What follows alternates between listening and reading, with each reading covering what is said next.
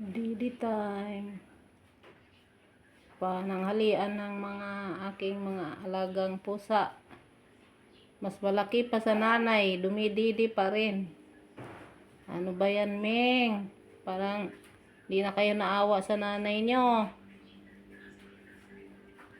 Ang lit-lit ng nanay nyo, mas malaki pa kayo sa nanay nyo. Tapos, pinagtulong-tulungan yung didihin. Wala nang milk siguro yan, Ming.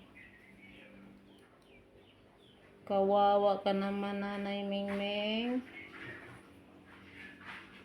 Mapagmahal ka sa iyong mga anak kahit ang mga malalaki ng mangug. Malalaki na masyado. Padidi ka pa rin. Napakaawain mo sa mga anak mo. Panggaan ng kon.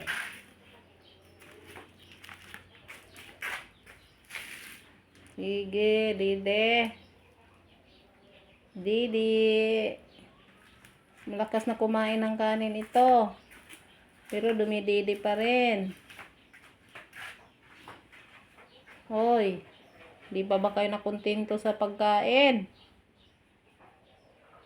Pinagtulungan nyo pa rin yan si mama nyo. Ang lalaki nyo na. Dapat di na kayo dumididi, Ming. Nangayayat na si mama nyo. Biro mo'y 3 kay dididi dyan. Ang lit-lit ng nanay nyo eh. Meow. Ay, dito ako nabilib sa pusang ito. Yung mga anak niya, mahal na mahal niya. Kahit wala na yata siyang gatas, pinapadidi pa rin. Ang lalaki na nitong mga anak niya. Mas malaki pa sa kanya. Di naman naawa tong mga anak niya. Laging nilang pinapahiga yung nanay nila kasi dididi sila. Iyak nang iyak naman pag hindi pa didihin. Kaya ito na. Sige, Dede. Magbusog kayo. Ewan ko lang kung may makuha kayong gatas niyan. Di, wala na yatang gatas yan.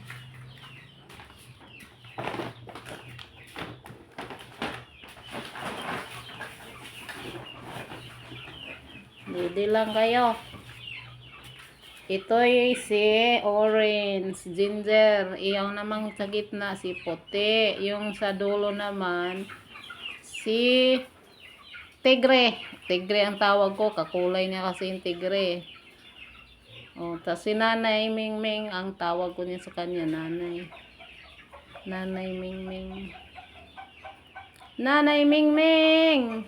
Na ano nang ginagawa sa'yo ng anak mo? O, tayo ka na. Masakit na siguro yung didi niya. Tumayo na siya. Wala siguro makuhang gatas. Didi pa rin na didi. Walang kabusugan yan, Ming. Ang liit-liit mo. Yung anak mo, malaki pa sa'yo. Ayan, pinapahiga na naman nila. Tinutulak para humiga. Kawawa naman. Kawawa na mas Nanay Mingming.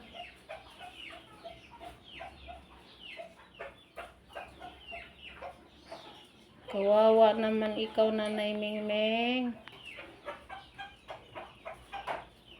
Ayan na. Malis na. O, tapos na. Tapos na, Didi.